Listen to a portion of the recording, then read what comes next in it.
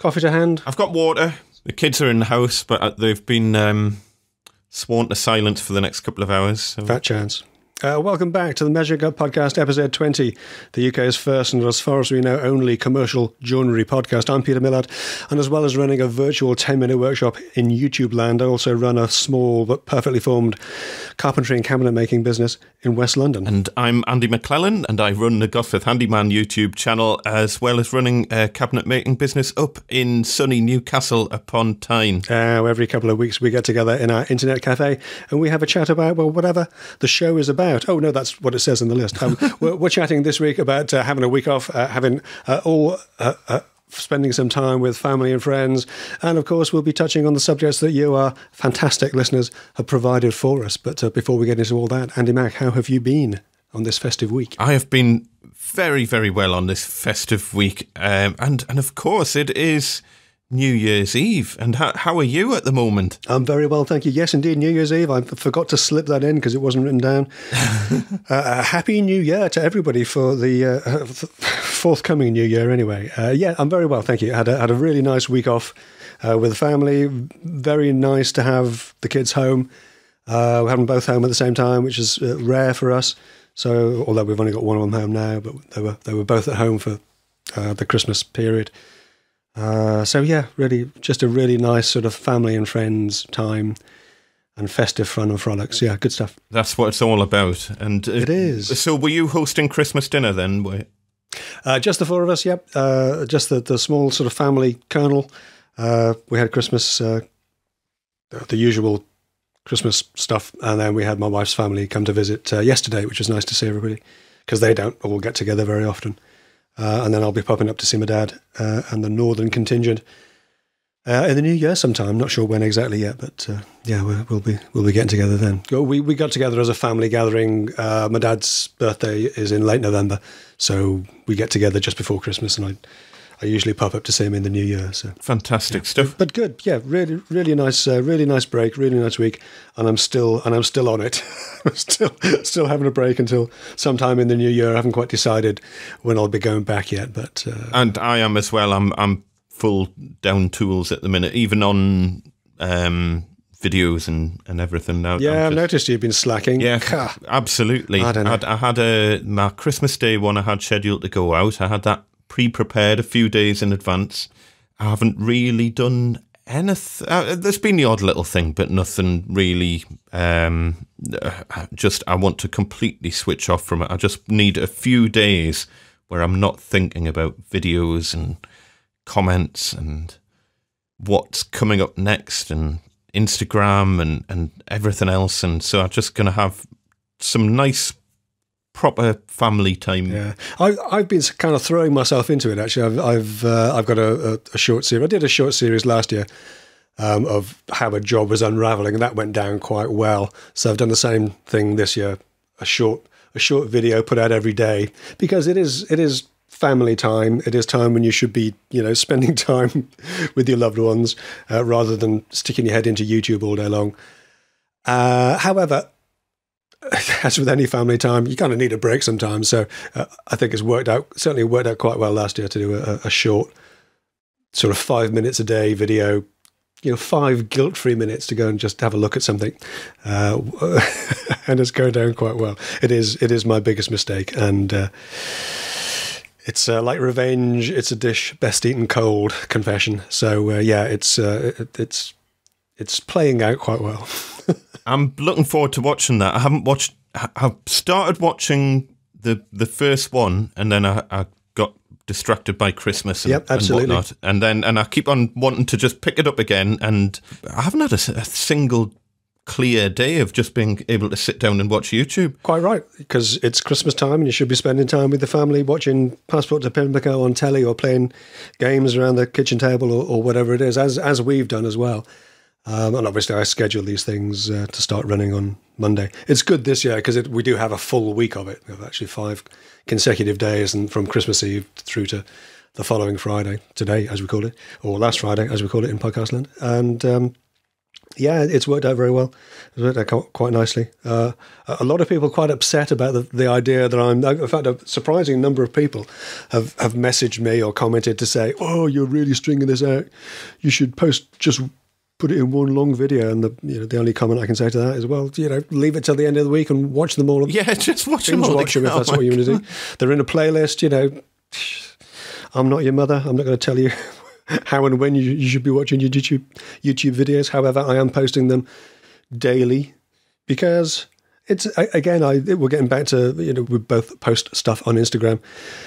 I particularly like the short form video content on Instagram, the sub 1 minute videos, and I like restricting myself to a 5 minute video. It's quite good fun. Hard to do, but it is hard to do. I do enjoy it. It's something that's always been on my radar, even just doing something like a re-edit of an old video, but like condensing an entire build down to 30 seconds or something, turning it into some mega time-lapse. Yeah, well, I've done that a couple of times. I've done like a director's cut kind of thing on some videos and taking a series down to a single 10-minute video. So you had a 4 or 5 part series and condensing it down so you don't get the detail on the joints or whatever else. And that's quite interesting. And again, I don't think there's any answer as to which is best. It just serves a slightly different need. I think if you're a beginner woodworker, then you'd appreciate the detail more.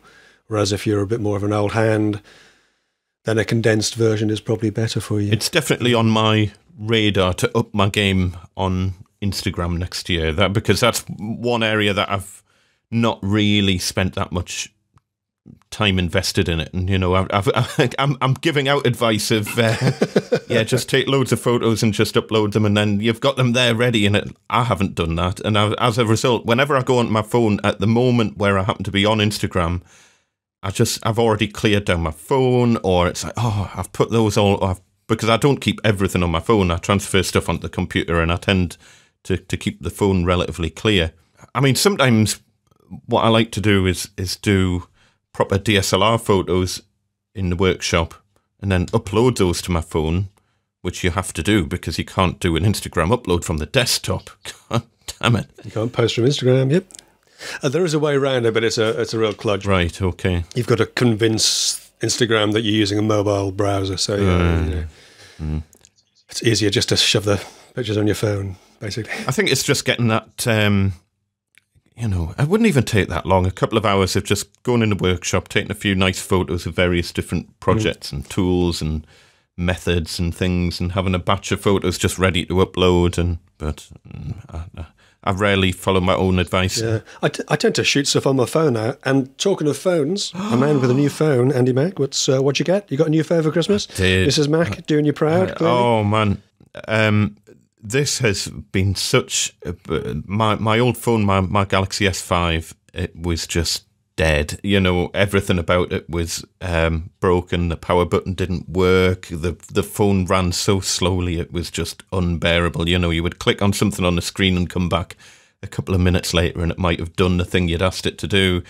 The screen was only held together by the screen protector, and it had been dropped so many times. And I've ended up going for a OnePlus 6T, and it, in my view, is the closest runner to an iPhone that I have ever seen in terms of, I've always said, if you want user experience, get an iPhone. If you want the control freak side of things, go Android, but iPhone's always going to trump on the user experience. And moving over to this phone, that's no longer the case. It runs beautifully. I mean, it's like Android. Well, it's a custom version of Android for the OnePlus, I think Oxygen OS or something. And it just runs. I mean, it's a fast processor in that phone anyway. But it just everything about it. It's got the on-screen fingerprint scanner, the facial recognition scanner, which just works flawlessly. The facial recognition unlocking, and yeah, what a piece of kit! I'm so impressed with it. Yeah, it's amazing, isn't it? The the computing power you have in your pocket now is nothing short of extraordinary. It's absolutely staggering. And of course, I've had to get the most ridiculously over the top case for it because I'm so paranoid about breaking it. And it's a big phone, you know, it's a 6.4-inch screen, but yeah, life. What screen have you got on yours? Is it 5.8 or is it 6? I can't remember what it is on there. I can't remember, to be honest. It's the smaller of the three that they do, and I don't know, to be honest. There's a 10X Max, isn't it? Is it the 10X Max is the giant one, or the 10S Max is or 10S Plus, 10X Max? I can't remember. 10S big one, and there's the 10S, which is the one that I've got, and then there's a 10R, which is bigger. It's kind of between the two. It's almost exactly the same physical size as the old 10, as the old 8, but it's all screen basically. I'm desperately looking for a tape measure. If only I had a Gosforth Handyman tape measure to hand. Oh, if only someone had sent you one. Hold on, I'm going to check what my old Samsung was, what the S5 was. That was, yeah, that must have been 5. Oh no, that's just 5. I'm assuming you measure it diagonally like a telly. Yeah. So it was 5-inch on the on my old S5. It seems to be a hair under 6 inches on my phone, which is pretty big. That is big enough, but it's quite a big. I'm just looking at it compared to the S5, and that's a big. And as I say, the OnePlus is 6.4, so a notch bigger again, but. Life is a lot easier with a big screen, I have to say. It is. I mean, I what I found was because I had the 7 Plus before this, and it was great, but there were just some pockets it wouldn't fit into, so it meant I ended up carrying it in some other way, and I do quite like this size, I have to say. My daughter's got the bigger phone. She's got. It was a bit of a surprise, bit of a shock for her to come to it, but the battery life on it is phenomenal. Yeah, she can, she's on her phone all day, and she can end the day with 75% battery left, which is unheard of for her. Well, that was the other thing. And what's that on? Is that on your phone, on the 10S? Or? That's on the old one, on the whatever it was, 7S Plus. Whereas this one's about the same, to be honest. It's not as doesn't have as big a battery, but it doesn't have as big a screen either. So it's very good. Certainly do all day comfortably. We could do with this battery technology in our power tools, couldn't we? Let's be honest. Well, you've got to wonder. I mean, again, that was another thing that was dead on my S5. The battery, 3-4-year-old phone. The battery was shot, so it would barely last more than half a day if you were lucky, and that's if you didn't use it very much. And this new one is happily running 3-4 days without a charge, and that's running a giant screen, and it's like a 3,700 milliampere hour battery in it, which is just staggering in such a small device. In such a small space, yeah. Incredible what they do. So pretty happy. What's the camera like? It seems really good. I haven't taken that many photos yet. I was out for a bit of a walk with a family yesterday around Bowlam Lake in Northumberland, which is like not far from us. It tends to be our default location for a family walk. And took some nice a few pictures around there and whatnot. But the camera, it's got the 2 front-facing cameras thing, which I think one of them is a telephoto and one's a wide or something. I'm not sure. But even the selfie camera is way better than the front-facing camera of the S5. You know, they're all Sony cameras. I think they're all so good. Yeah, that's right. They are pretty much all Sony laser sensors. But yeah, it's stunning. Why we can't get these sort of cameras in our laptops and iPads, I will never know. I don't know why, like money, I guess, but the sort of cameras we get as webcams in laptops and stuff these days are just completely inappropriate, considering what we pay. Oh, they're terrible for the laptops.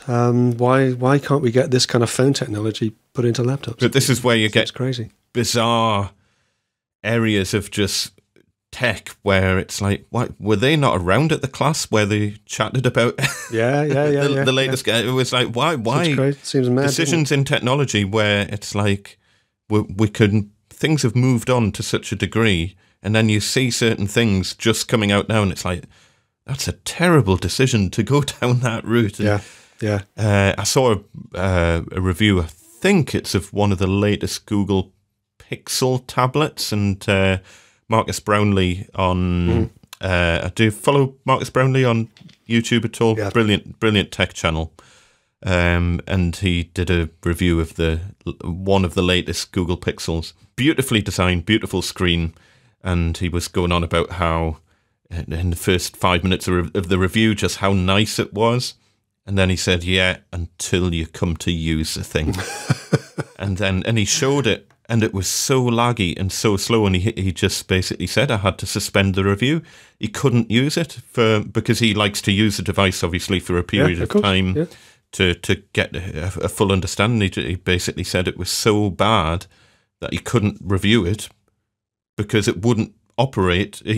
Like even just things like swiping between screens, the lag was so bad. So why did they even bring this out? It's of no use, no ornament to anyone. Even and somebody somewhere must have figured that out. Surely somebody must have used it and said, actually, that's good enough for normal people. They won't notice, and that's ridiculous. And reputation-wise, I mean, that's terrible. There must be a lot of people who got one of those for Christmas who are very, very disappointed now. It's like... Yeah, absolutely. Well, and it's stuff like that will put you off the brand forever, isn't it? Yeah, that can really can destroy a brand, stuff like that. And they would have been better off just withdrawing it completely and just saying, yeah, that model doesn't exist anymore, Pretending that, just brushing over it and pretending that it never even came out in the first place would have probably been a better decision than releasing it to the general public. We'll include a link in the show notes to Marcus Brownlee's video about the Pixel thingy. Yeah, we can tag him in. Maybe he'll start recommending us to his 1.5 million subscribers or whatever it is. Yeah, that would cool, I think maybe 10 million odd. I don't know. He's got a huge channel. So, what have you got planned for New Year's Eve then? Nothing. We do nothing. We've done all that. We've done all what used to be Trafalgar Square and jumping in the fountains and all that sort of stuff. And we just have the evening at home watching whatever's on telly, watch a couple of good movies. My wife quite likes the Jules Holland thing. I find that a bit old hat now. So she can watch that. I'll watch YouTube probably. And then if we're awake, we'll see the new year in. I think in the last couple of years we've just gone to bed because, another new year. It'll be there tomorrow, kind of thing. We don't really celebrate it.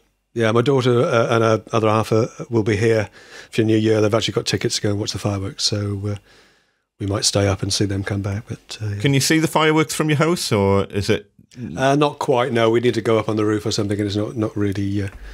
There might be. It depends how big they are. There might be a sort of a faint glow in that part of the sky, but no, you almost always get a better view on TV, although without the atmosphere, of course, of actually being there. Not like the glow in the sky in, I think it was New York City. Did you see this? Yes. That was, and what it was, if you've not seen the news, the middle of the night, it was New York, wasn't it, Manhattan? Mm. And middle of the night, and the sky just lit up bright blue like something out of Ghostbusters. And it was, well, people thought it was Armageddon and all sorts, if you see the sky turn bright blue in the middle of the night. And it was a fire at a big electricity substation or power station or something like that. And it was basically a transformer arcing.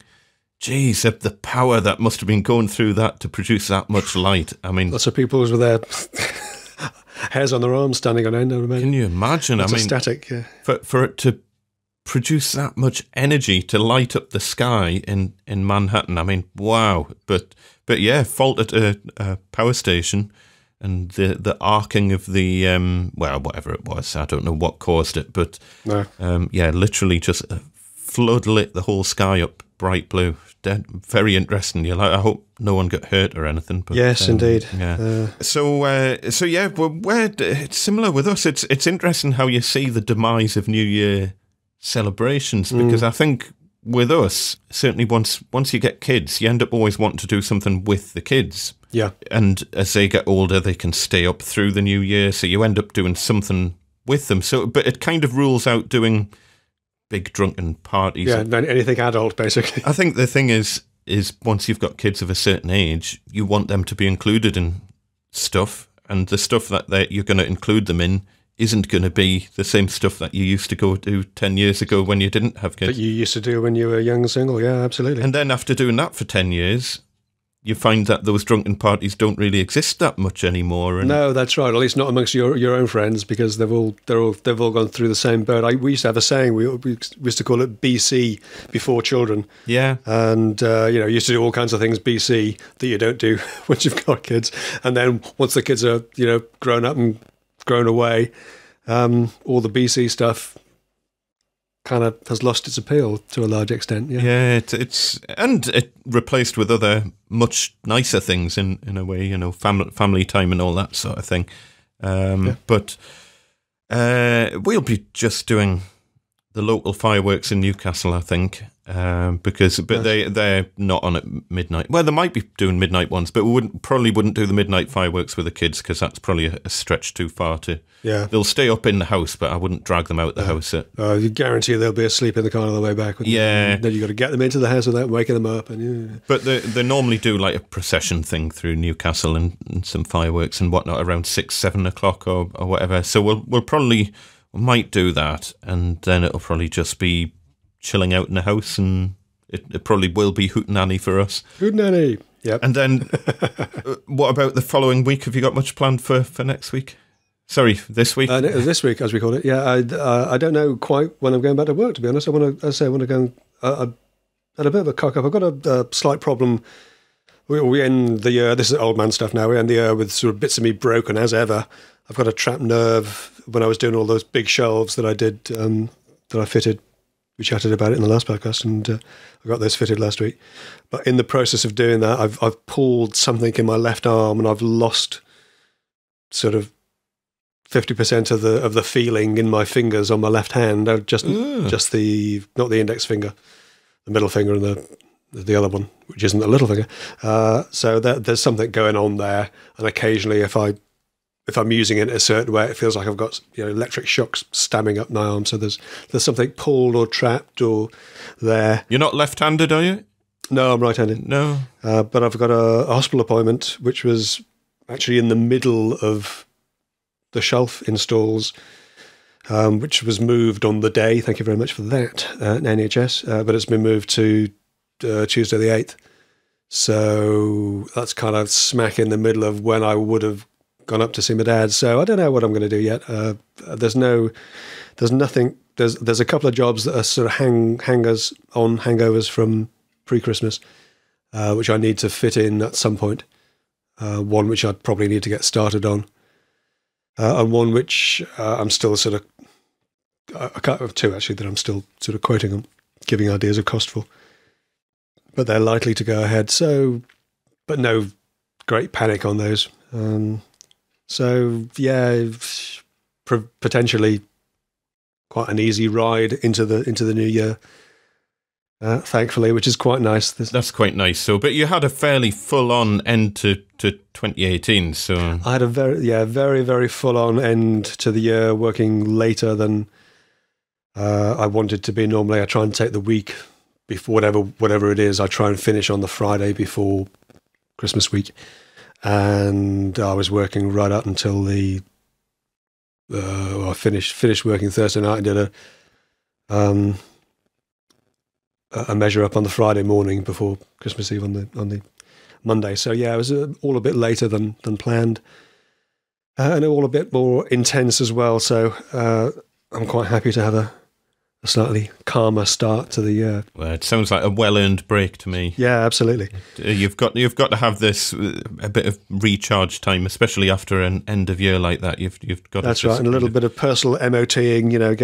I've been meaning to try and get an eye test for the last 6 months and haven't managed to do that, so I'll get that done as well. Yeah.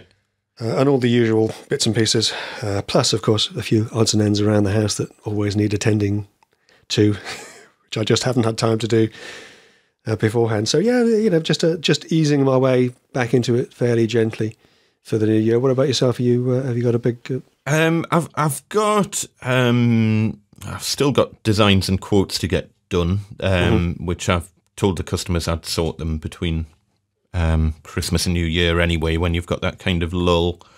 So I've got a bit of admin stuff to sort out, and then I'm full on into tax and accounts and all that sort of thing. That's going to absorb quite a lot of time. Sure, you and your many varied companies. Yes. So that's going to, that's going to be delightful. I can't remember. I think I got everything up to a certain point where it's almost ready to just press go. Ah. But but I can't remember where I got to on it. So I'm going to have to kind of backtrack a bit. I should really make notes to say what I need to do next, because that's the trouble. You spend like a couple of months catching up on accounts, and get it to a certain point, and then if you leave it for a few months, you completely forget where you've got to. And you should put it on your whiteboard in the workshop. Oh, the whiteboard gets cleared down every week. It's like I've got the big whiteboard in the studio room, and that's got a new list on it that fills the whiteboard, and that gets a new set of to-do tasks on pretty much every 1 to 2 weeks. So I need a more medium-term solution for logging what I'm up to and all that sort of thing. I've got like, do you set yourself goals for the following year or anything like that? I have vague points that I'd like to hit, but not just as something to aim for, really, rather than I must do this by the end of the year. But yes, vague goals for things like YouTube, see how the channel grows, and things for work as well. If I want to do a particular type of work or whatever, then I'd want to try and get that in place by the end of the first quarter of the year or whatever else. So yeah, just to give you something to aim for, really, rather than nothing set in stone. Anyway. Yeah. I always try and set, it's kind of part of my end of year routine. I always try to get finances completely up to date at the end of the year, so I know where I am for the start of the following year. Yeah. I try to get, I review my goals from the previous year, and then I set myself a new set of goals for the following year, and kind of work out what have I been able to get through and what have I not been able to get through. The only thing I haven't done this year that I was wanting to do was a bit of a refresh of my joinery business website, and I just haven't had a second to sort that. Yes. It's still so same here. Actually, my petermillard.com website hasn't been touched for a few years, and I need to update all the pictures on it and do all that sort of stuff. And yes, one of the many things I just haven't got around to yet. So yeah, it just, these sort of things just kind of fall to the wayside, don't they? And if you've got business coming in anyway, you always think, well, what's the point? Yeah, so. What's the point? Yeah, well, yes, and we know what the point is. Yeah. but yeah, absolutely, I understand completely. So I want to sort that, and backups as well. I tend to try and get really on top of making sure backups are all done. I archive a lot of stuff off at the end of the year, just ready for the start of the new year. So I always try and make sure I've got a full backup of the previous year, and that I try to be fairly regimented about that at the end of the year, because if you've ever been through a data loss event, you'll never ever want to go through that again. Let me assure you of that. Yeah, well, we're going through something on a purely personal level. We're going through something slightly similar to that at the minute, in that we used to have an Apple time capsule, which is like a network address, a NAS kind of thing, and that had all of my wife's music on it. She buys music. She doesn't like using Spotify or Apple Music or anything else, so she likes to purchase the music, have it stored locally, and that plays through our Sonos at home, and it just started playing up. I don't know why or when, and I'm absolutely not a network expert of any kind, but for some reason we ran. It actually worked really well. We had the time capsule as a separate Wi-Fi network that all home stuff attached to, and then the Virgin router that our provider provides. With your crazy fast internet. With the crazy fast internet. Had the separate Wi-Fi network, which would also then reach out to the workshop, which, that worked reasonably well.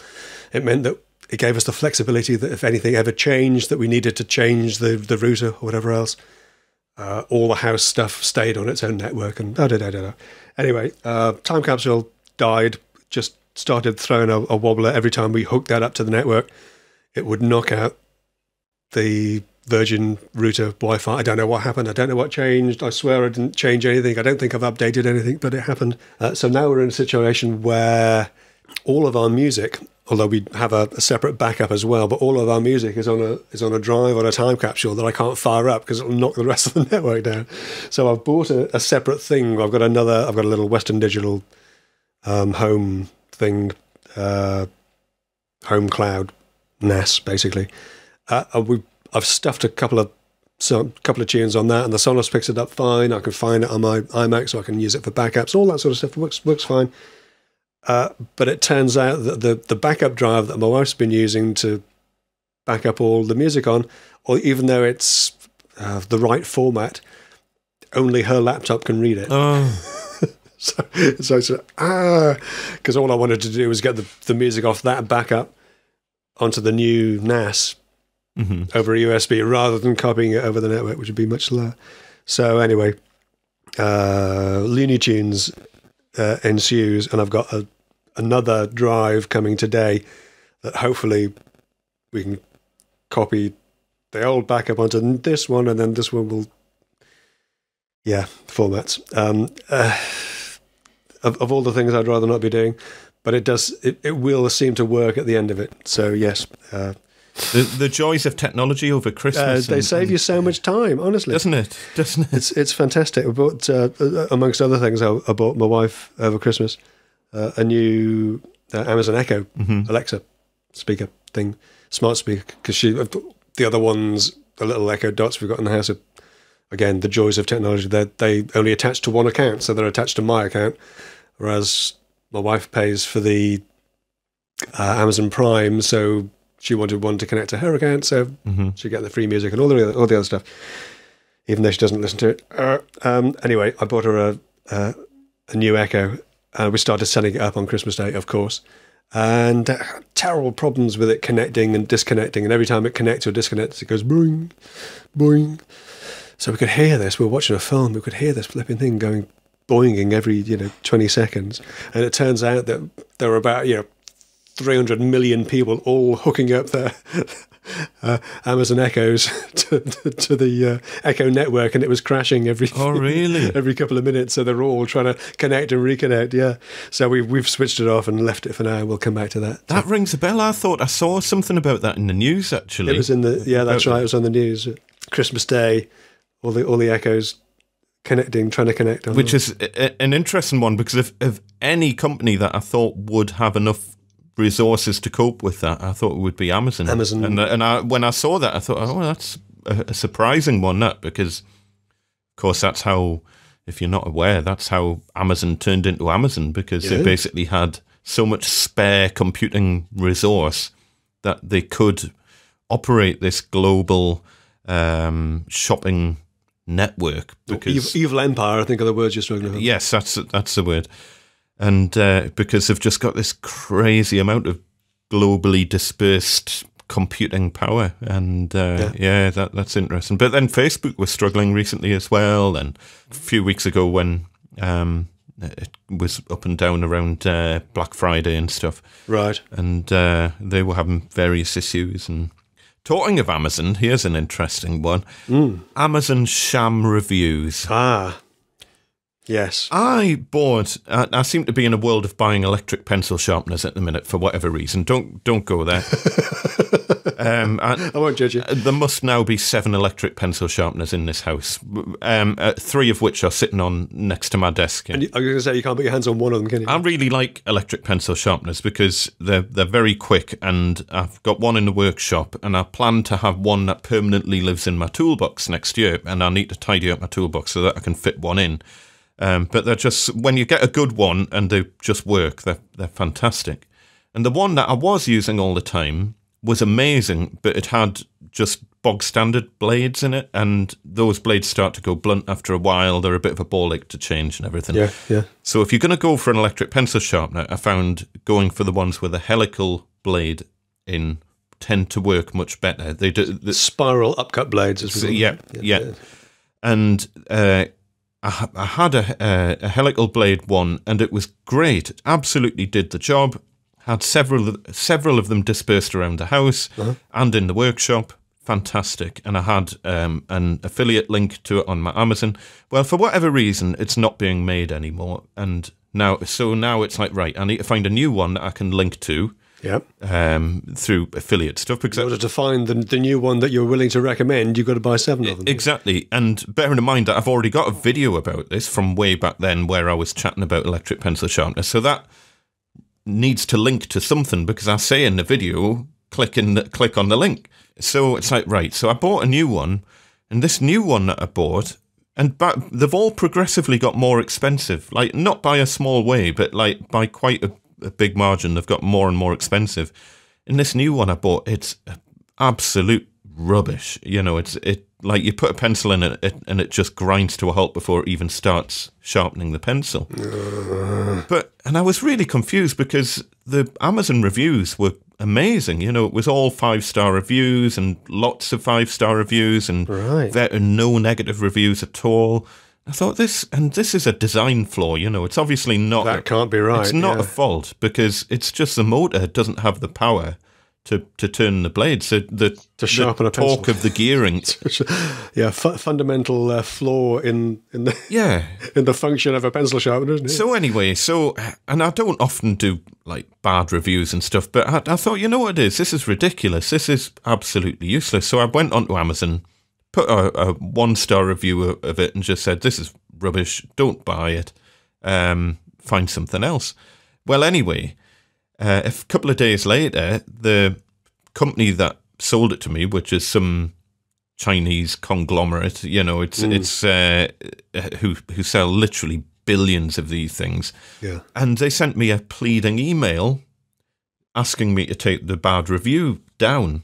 Let me just read for you the pleading email, because we should probably have violins playing over this.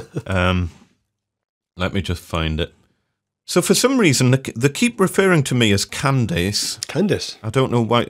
Candace, and then they have my name after Candace. So they say, Dear Candace, and then my name. So I'm assuming they've copied and pasted it from someone else. Either that, you've got a secret you're not telling us. I wouldn't go by Candace. So Priscilla then, okay. Priscilla, yeah, that's the weekend name. Hey, if Terry Stamp can do it. So this person got in touch with a very obvious made-up name and just said, hi, have a nice day. Strange way of starting an email. Apparently they've refunded the amount that I paid for it. I didn't ask for a refund. I didn't want a refund. But apparently they've refunded it. As a small seller, I've already borrowed a lot, and it's not easy for me. My pressure is really heavy because my sales is not very good, and I need to pay my loan. Oh. We need a good reputation. We need to make money to feed our kids and our family. You are ruining it for them. You're the man who ruined Christmas for the poor, honest, hard-working traders, just trying to make a solid shilling. The comment from you means the world to me. Thank you for your help, if you can do that. They haven't actually asked me to do anything, but I'm assuming what they're saying is, please can you delete the bad review? Mm-hmm. At first it was like, and you know, it tugged at the heartstrings a little bit. It was around Christmas when I read it. Of course, because you've got kids, you understand. They sent it on Christmas Eve as well, and I swear, because I bought this quite a while ago, and they sent this on Christmas Eve. And I was just about to kind of click delete on the review. And then I got another email from a completely different person for a product that I've never bought. And this person says, Dear Andrew MacLellan, hello. I am an Amazon seller that sell the penknife. Now, I've never bought a penknife off Amazon, ever. Uh-huh. I didn't expect it to bring you unpleasantness. I am very sorry. I will definitely improve in the future. I hope you can give me a chance. I can refund the money back to you as compensation, and you can keep the penknife for free that I don't own. Yeah. I am sorry for that. Due to the bad review, my business has dropped a lot. My company is me alone, just earning a little living expenses. I have to take care of the children. It's not easy for one person to be outside. I wish you could help me and withdraw the review on Amazon, please. So this is someone has accidentally, this is a completely separate company, for a product that I've never bought, and for a review that... You should be ashamed of yourself bringing such hardship to these hard-working, apparently single parents working outside, was it? I know, Wow. and Making penknives out of old shoe leather and tin cans that you never bought. that I've never bought or reviewed. Yeah. Wow. So this is almost a copy and paste of the previous email asking me to take the bad review down, but this is from a different company for a different product that I haven't bought and I haven't reviewed. And they've obviously somehow accidentally sent this to me. No idea how. But it's not the same, as I say, it's not the same email address or company or anything as the first one I got. Yeah. And it certainly explains why these products have no bad reviews if they're sending this sort of stuff out to people. But it's a complete sham. Yeah. So if you get an email where you've left someone a bad review on Amazon and they send you a thing saying that they're pleading poverty and their family's about to drop dead because of the review that you've just left, and it's all your fault, please be aware that it's almost certainly a scam. Judging from this, it's interesting. I almost never leave Amazon reviews because I think of Amazon as just like, well, the anything store. You know, you buy stuff from Amazon, like any shop. You know, you pay your money and it arrives, and you're happy with it or you're not. And if you're not happy with it, then because it's Amazon, you can generally return it for a refund or whatever else. Whereas eBay is much more about individual sellers selling on Amazon, selling on through eBay. So the notion of feedback makes sense. I don't know. It's never. I always think of Amazon, but I know the Amazon Marketplace, there are a lot of individuals selling there now. I suppose it does make a difference. But I almost never leave reviews on Amazon. I mean, I very, very rarely do, but on this one, I just felt compelled because they're putting this out as it's getting hundreds of 5-star reviews, and it's just absolute. It's just made up tosh. Yeah. And then when you leave a bad review, you get something like this back, pleading that you take the review offline. Yeah, interesting. And it's like, yeah, well, no. And the thing that frustrates me about this is because one of the only reasons that I buy from Amazon instead of eBay is because you've got product level reviews on Amazon and you don't get product level reviews. I think they're starting to bring something in on eBay where you do for some stuff. Yeah. But you don't get product level reviews on eBay in the same way that you do on Amazon. So when you see those reviews, you do make your buying decision based on whether it's got 5 stars or 2 stars or whatever. Yeah. And it's just, you know what it is? It's a fanny on. And now I'm not going to bother returning it for the sake of the tenner or whatever it was. Yeah. I'll probably end up having to pay the postage to return it anyway. I've had various Amazon returns lately where the seller has refused to even honour the return, saying, "Oh no, sorry, that's exempt from returns," even when it's a faulty product. Sometimes it's just, life's too short. But yeah, for the sake for the money involved, just move on and take it on the chin. Yeah, but there you go. Beware of Amazon reviews. I always interesting. Thought they were a little bit on the bogus side, but I thought this was just blatant dishonesty. Yeah, absolutely. Hey, do we have a sponsor read this week? No, don't think so. God, how are our children going to eat? We need some violin music playing in the background over this bit. We do. How we've been working so hard. Well, because of that, the kids are just eating porridge over Christmas. Porridge? We used to dream about porridge. Well, it's called porridge.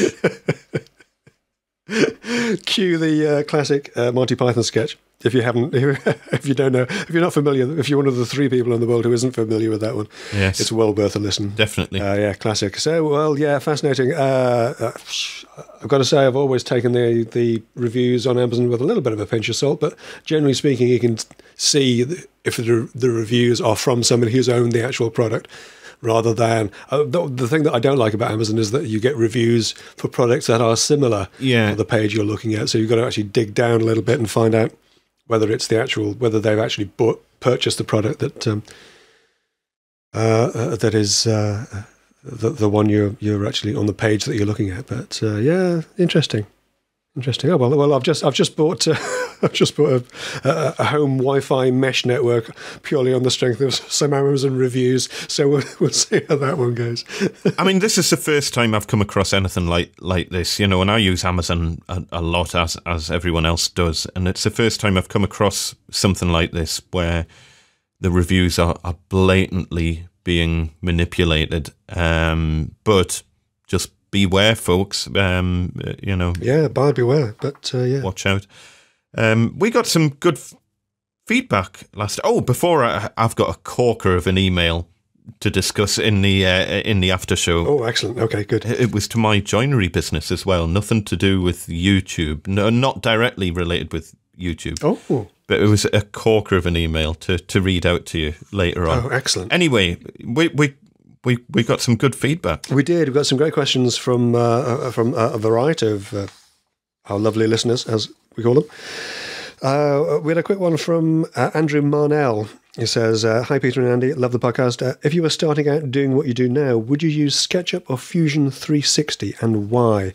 I'll toss that one straight over to Andy because I don't use either, but I think I know which direction you're going to jump in, aren't you? Well, it's not as cut and dry. I would be very tempted to say Fusion. Just dive straight into Fusion because it's a much bigger, more versatile product, I think. But because I'm no expert on Fusion, I barely can get my way around the basics of SketchUp. I'm probably not the best person to ask for a direct comparison between the two. Yeah. But from everything that I hear people say, Fusion will give you more kind of longevity in terms of things you can get it to do that maybe you can't get SketchUp to do.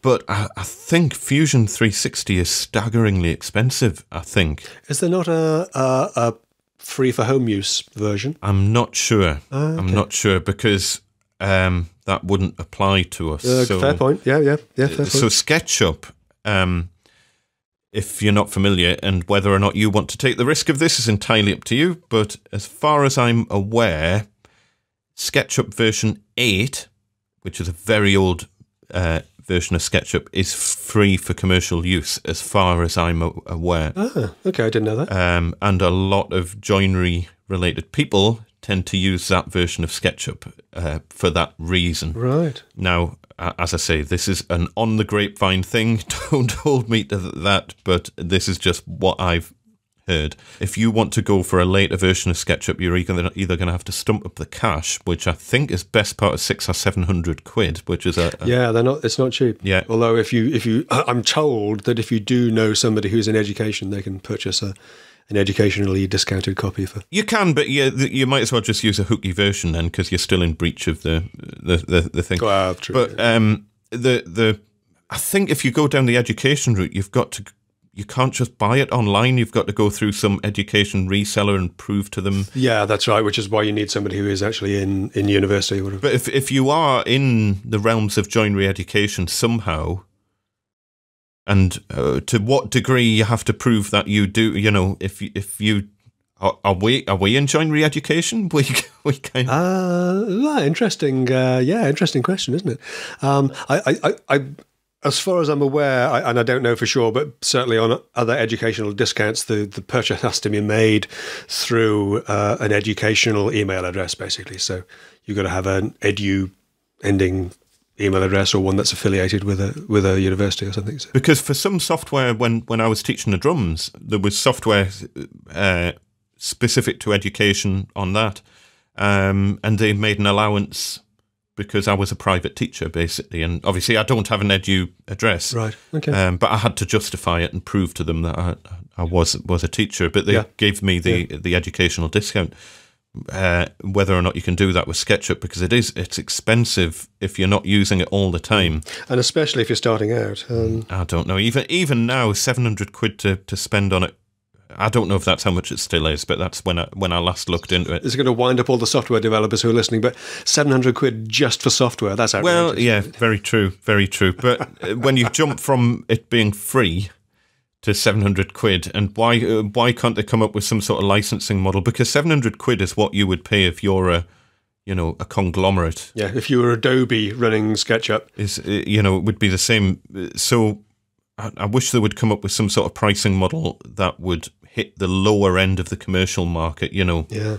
minimum number of employees or minimum turnover or something like that. Something like that. Just to help people get on the ladder with it, I think. Because at the minute, there's no legal way of using SketchUp commercially No. unless you go to a very old version. I'm assuming they're probably not going to care very much if you're using like an ancient version anyway. Fusion 360, I can't remember, but I think it's even more expensive than SketchUp. And I think both are going down the model of kind of cloud-hosted monthly payment type route. I dislike that. I hate it. I know Adobe have gone down that route with everything, and for that reason, I'm not buying Photoshop anymore. Yeah, me neither. I don't want to. I'm using an ancient bought version of. If I buy software, I want to own it outright. I don't want to be in the pockets of some company for the rest of time. I understand the arguments from them. It takes a long time to develop, and they can push out continuous updates and improvements. But I personally dislike the idea of continually paying for something like that.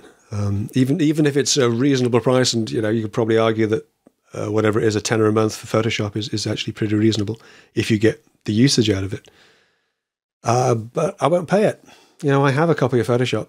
I paid whatever it was at the time, £300 or £400 for a copy of Photoshop 5 or whatever it was back in the day when I was a photographer. Because I understand that's fair. I was using that every single day for work that I was charging money for. It's like, but to pay monthly, it's like continually. Renting your tools instead of buying them, isn't it? It is, and it's renting your tools and tying you to that manufacturer forever. Yes, because you will find that the more you use the software, the more that for example, it'll not be backwardly compatible with older versions. No. So if you create a complex SketchUp, I'm using SketchUp as an example here, but I'm assuming it's probably the same with Fusion. But if you create a complex design in a newer version of SketchUp, I don't think you can then open that in an older version. So if you decide you don't want to pay that money every month anymore, that design is orphaned. Yep. You'll never be able to open your old. You can't open your old stuff anymore, which I think's not a great way of going about stuff. Let me just double check the price. Upgrade, renew, corporate, student, educator. SketchUp is $695, which is a lot. It's a big commitment, and even now, I use it.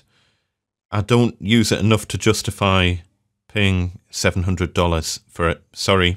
Yeah. If it turns out that old commercial version, because SketchUp has changed ownership so many times, because it was owned by Trimble and then Google and then Trimble again and then Google again. It's changed ownership so many times, and there's all these like licensing implications from when it used to be free, and then it wasn't free, and then it was free only for non-commercial, and then it was free for commercial. Yeah. But if for whatever reason that just didn't happen, I couldn't at the minute justify. I use it, but I would just go back to pen and paper or Visio or something like that. I mean, Visio is pretty powerful. Microsoft Visio, okay, it doesn't do the 3D side, but it would be fine for designing stuff. I'll give a quick shout out to what I use as well, because it's a question that comes up. It's a question that's come up very frequently over the last few weeks. I use something called Graphic, which is a Mac OS or iOS application. It does far, far more than the simple two-dimensional line drawings that I do, but then I don't need much. I've never really got into SketchUp. I've fiddled with it for a while, and I've played with it more recently. And I can see the point and the appeal, but clearly not having the SketchUp skills isn't hurting my business any. And the simple, 2D line drawings to scale in metric, it does it perfectly. App's called Graphic. As I say, it's Mac OS and iOS only, so bad news if you're on the PC side of things. But as Andy says, Visio works extremely well. But the thing I like about Graphic in particular is it's one very reasonable single purchase. I think it's about 20 quid for a universal app, so you can use that on the desktop and on your iPad if that's what you that's what you've got. It does far, far more than the simple 2D line drawings that I use it for. But it is very, very good, very easy to get to grips with. And it's what I use for all my client drawings. So yeah, very, very impressed with it. We shall include a link to that in the show notes and in the new resources section on the Measuring Up Podcast website, measuringuppodcast.com. Yeah. Fusion 360 is a mere £438. That's all. Per year. I was about to say that's almost no, not so reasonable. Dear. So yeah, 40 quid a month. Yeah, so they're on a subscription model. By the looks of it, you can't buy it outright, and it's £438 per year for Fusion. And as I say, SketchUp Pro 2018 is $695, so best part of 600 quid. Yeah, you have to be using the full extent of the software to justify those sort of prices, and I will never use the full extent of the software because it's designed to do very, very, very clever things that I just don't need it to do. And for basic cabinet making and stuff like that, where you're basically drawing a few rectangles on the screen, it probably is overkill. So in answer to the question... Oh, yeah, there was a question at the start of this, wasn't there? Sorry, Andrew. If you were starting out now, what would you do? I find it very difficult to justify the price of Fusion, I'm afraid, for this sort of work, although it's probably the better product. Yeah. And even SketchUp, I think, is staggeringly expensive for what you're likely to need it for.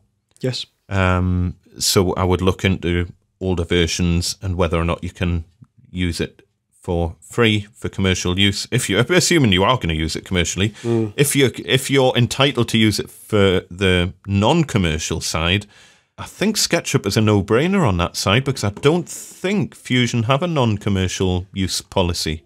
But I might be wrong about that. I'm on their website and nothing's jumping out at me. Although, to be fair, it sounds like the kind of thing you'd probably have to dig out. If they were offering a free for home users or non-commercial use, they'd probably keep it to themselves, wouldn't you? Well, SketchUp make it pretty clear that if it's for non-commercial, it's free. Yeah. Or do they? Or have they withdrawn that? Hold on. I'm saying that and now I can't. SketchUp free. Here we go. Say hello to SketchUp free, and you can do modelling in a web browser. Nice. There you go. I would use that. And it even shows a picture of a woodworking desk. Lovely. Free for everyone, but I don't think you can use it commercially. So there you go. I would probably go down that route, but I haven't dug into the free licensing side of Fusion 360. So there's a free trial thing. Let's see. Free trial? No, it's just a 30-day thing. Are you a student? If you're a student, you can get Fusion 360 free for 3 years. Okay. Oh, here we go. Are you a startup? Are you a startup or hobby? Oh, this is interesting. Hold on. For startups generating less than 100,000 a year. Oh, hold on. Oh, you've got to dig. Right, so you need to read the full legal terms and service to see if you qualify. But it sounds like Fusion might be free if you earn less than 100,000, which is exactly what I would want to see on SketchUp, but I don't think they've done that. Oh, well, maybe we can put a link in the show notes to that particular page where you found that, Andy. Yeah, it says commercial use, startup terms and conditions. You'd have to have a read of those startup terms and conditions. You need to read that carefully and see if you meet the criteria. We'll link to both in the show notes. You need to do your own homework on it, and hopefully we'll have a bit of feedback about that in our next episode when we come back for season 3. Yeah, fingers crossed, when we come back for season 3, which will be on provisionally February the 25th of 2019. Yeah, episode 21. This is our last episode of season 2, and we're going to have a little bit of a coming in neatly at the end of the year. Coming in obviously perfectly on New Year's Eve, and we're going to have a little break where we're not making podcasts for a month or so, and then we're going to come back. Start recording in the middle of Feb, and we'll have our episode, well, the first episode of season 3, episode 21, will be out hopefully 25th of Feb, but keep an eye on social media-ness. Indeed. Follow us on Twitter or Instagram at Measuring Up Podcast, on Instagram, or at Measuring Up PC on the Twitters. I'm also at 10 Minute Workshop on both Instagram and Twitter. And Andy, you're at Gosforth Handyman? Gosforth Handyman on Instagram and Gosforth Andy on the Twitter. We got another note here from Jim Schmidt asking for what's the practical criteria to employ for shelf-supporting dados in MDF projects? Do you use dados very often? I think Jim's American, isn't he? So let's do a little bit of translation. By dados, we're assuming that Jim means housings, yeah? Yeah, a housing joint.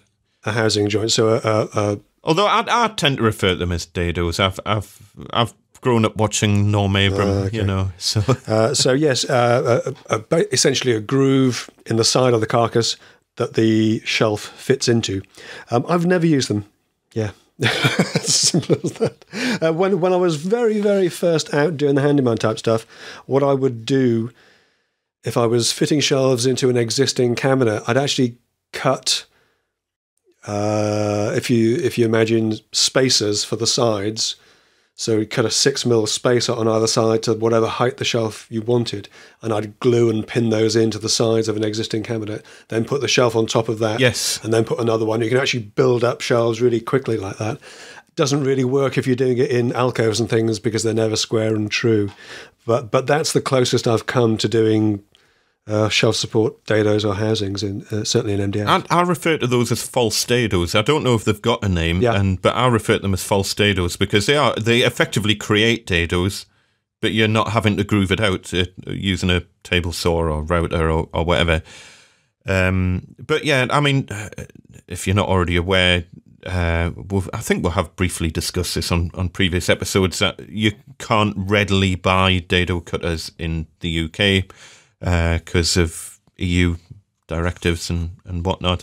And plus, you're not a big table saw user. I don't think my table saw even supports dado cutters. I don't think the spindle would be long enough. That's right. Most of the EU saws don't have a long enough arbor. Oh, yeah. Spindle, thank you. Long enough arbor. Thank you. And so you would have to route them out, really, and which is a bit of a chew on. But I have done it. But I think you'd really have to justify the effort because you don't, if you're gluing and biscuiting or dominoing joints together, they will be as strong, if not stronger than a dado joint. There'll be. I suppose the argument pro dados and housings with MDF is that if you put a biscuit or a domino or a dowel or just a screw into the MDF, then potentially that could split under the load. Yeah. So there's nothing to hold the MDF together. But again, I've never, ever, ever, ever, ever had MDF split like that under load. No, I never have. You'd have to put a staggeringly high weight on it to make that happen. I haven't done any tests on Test Tuesday to see what sort of load MDF would split under in that sort of situation. There's another exciting set of test videos. Almost as enticing as my vacuum series. It's a very difficult test to do because where do you put the load? Do you put the load in the middle of the shelf? Do you put it at the edge of the shelf? Do you spread it across, or do you just put a point load? And it's one of those tests that I would be so kind of overwhelmed with comments saying that I'd done it wrongly that it's almost not worth the effort. Yeah, just in the shelf construction on its own, you've got, do you put a front lip on it? Is it supported at the back? Is it just a free floating shelf? Is it screwed in? Is it on is it an adjustable shelf on little pegs? There's how thick is it?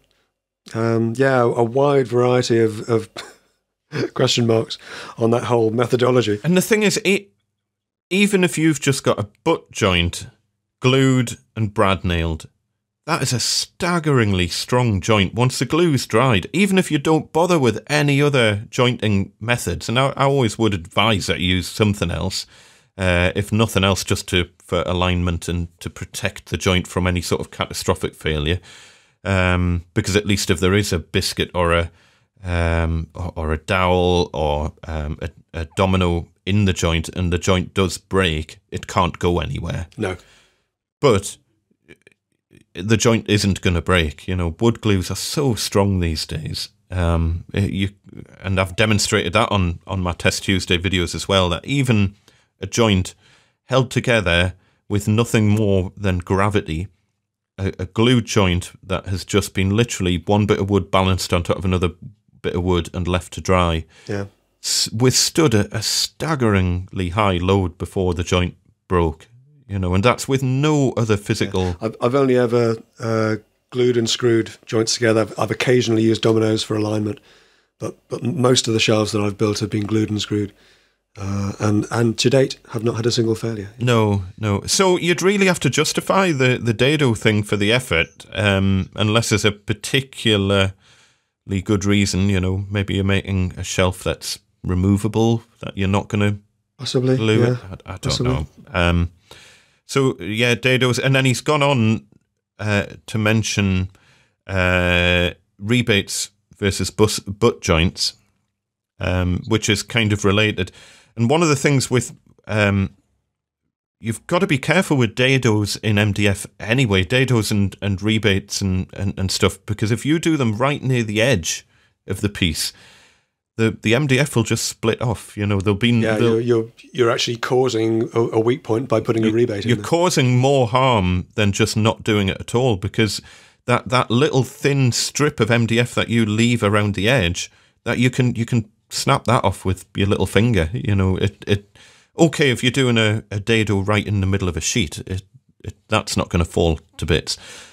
So in answer to the question in carcass construction, whether or not you would do a butt joint or a rebate joint, for me, I would probably do a butt joint if you're not going to see the joint, and I would do a rebate joint if you don't want to see the edge of it when you look at the side of it.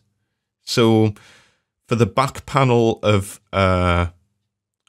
carcass it depends really. If it's an alcove, I don't want to dig a hole for myself here, because I do normally, I normally rebate the back of cabinets and put the back panel into a rebate.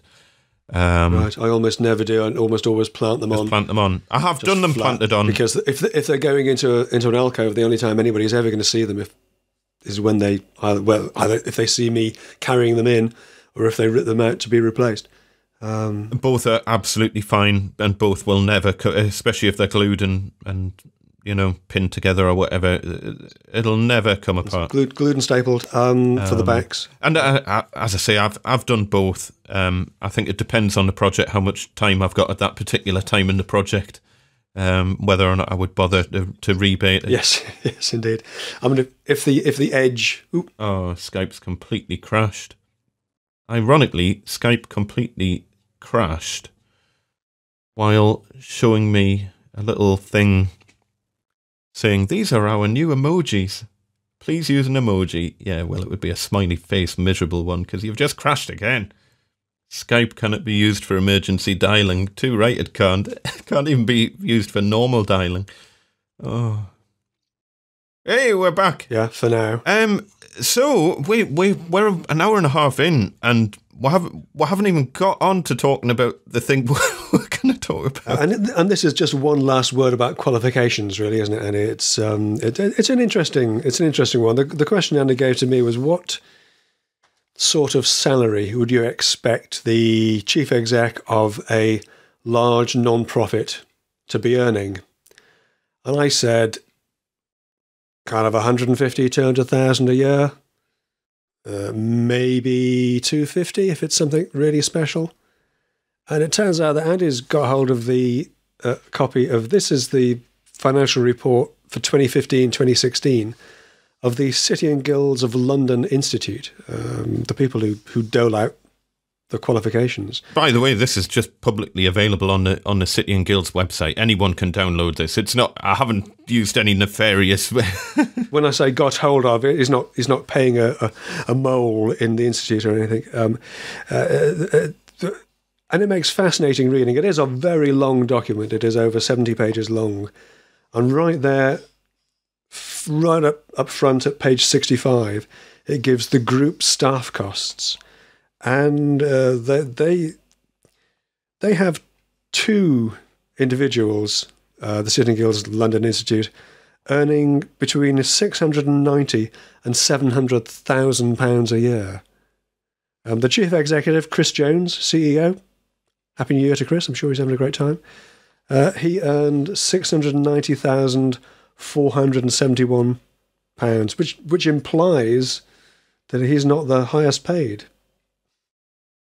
To my mind, it implies that there's somebody else who's turning a better shilling than Chris. £690,000, 471. That's £57,500 a month, roughly. Now that does include, and I'm going to struggle, LTIP, long-term incentives program, which we think is some kind of share option scheme or something, which was we think a one-off payment of £227,229,000. £227,229 in that 2016 year. We think that's for a 3-year. We think it's a 3-year investment program, so that's a one-off payment over 3 years. So he's probably not earned. He'd certainly earned only 431,783 in the year to the end 2015. But that's a fairly stonking remuneration, isn't it? In fact, the whole group staff costs, it makes fascinating reading. Should be clear, and it says on here, emoluments in the above bands comprise salaries, bonus, benefits in kind, severance payments of 2.57 million. Severance payments, contingent consideration relating to acquisitions of 1.2 million, and provisions for long-term incentive plans of 1.3 million. So there's various incentive plans and various other things built into this figure. Either way, it sounds like a pretty good gig if you can get on that particular train, doesn't it? Jeez. It does, and I mean, it's a big topic, isn't it? Yeah, capitalism, and I have no axe to grind about, jobs that I wouldn't want to do, and I always find it difficult to have a go at our Prime Minister, because I certainly wouldn't ever want to do that job. And no, indeed. We've never put our heads above the parapet in that particular venue, have we? Yeah, exactly. So, but there does have to come a point where, especially for an education authority or an education company, and I'm not sure if they're not-for-profit or not, but, any company can be not-for-profit if you draw a high enough wage from the company. Yes. But either way, 700,000 a year does seem an awful lot of money. 400,000 would be a lot. Anything above 200,000 would be an awful lot. It's decent work, and I imagine he pays his fair share of tax on top of that as well. And perhaps Chris Jones, CEO of the City and Guilds of London Institute, could double his salary by going out into the private sector and working in the city somewhere else. We don't know, because we're just humble carpenters and cabinet makers who nail things together. But yeah, it's a decent old chunk of change for the company, the institute, as you say, who are actively involved in the educational qualifications of carpenters and cabinet makers. Yeah, we're not casting judgment. We don't know enough about the ins and outs of how the companies run to cast judgment on this. But we just collectively thought that this was an interesting discussion point to leave the education debate on. Yes, because as I say, it's just one last little piece about qualifications. Fascinating how the powers that be, the people involved in charge of doling out these qualifications, these things are remunerated. Emollient, that's an interesting word, isn't it? Yeah. And I've worked for an exam board, not this exam board, but I've worked for an exam board freelance, and let me tell you, it's an eye-opener when you see how things are done from inside the fence, and it gives you a very different appreciation on qualifications and the whole commercial side of how these organisations are run. And it's not in any way to take anything away from the qualification itself and the importance of the qualification. Not at all. But we'll just leave that hanging. Yeah. And we'll leave the link in the description, and you can download this yourself and you can have a look. Yeah, it's a fairly hefty PDF, but it's eminently downloadable and publicly available as they have to be. We would love to hear your comments about this particular topic. So you've got a couple of months to get back to us through the usual channels. Yes, that's right. Give it some proper thought. And remember as well, make a central. Yes. 11th and 12th of May, 2019 at Birmingham NEC. We will be there. We will be there with our stand. And you can come and see us then. We can chat about all these interesting topics in person if you so wish to. Or you can just come along and get a sticker or whatever and come along and just have a bit of a chat. But we would love to see you at Make a Central. So get yourself, we'll leave a link in the show notes to Make a Central so you can get yourself tickets and get that all sorted out. So absolutely, we'll be there all weekend. Yep, fantastic. How do people get in touch with you, Peter? People get in touch with me through on YouTube. You can get hold of me at 10minuteworkshop.tv. That'll take you straight to my YouTube channel, or through Instagram, I'm 10 Minute Workshop, or on Twitter at 10 Minute Shop. And that'll do for now. Or go to 10minuteworkshop.com. And you can find me at Gosforth Handyman on YouTube, and Gosforth Handyman on Instagram, and Gosforth Andy on Twitter. Fantastic. Losing my mind. Yeah, losing all kinds of things at this time of year. Obviously, you can post feedback to us here at Measuring Up PC on Twitter, or at Measuring Up Podcast on Instagram, or you can email us through the measuringuppodcast.com contact form through the website. Probably the easiest way to do it, to be perfectly honest, because then it keeps it all in one place.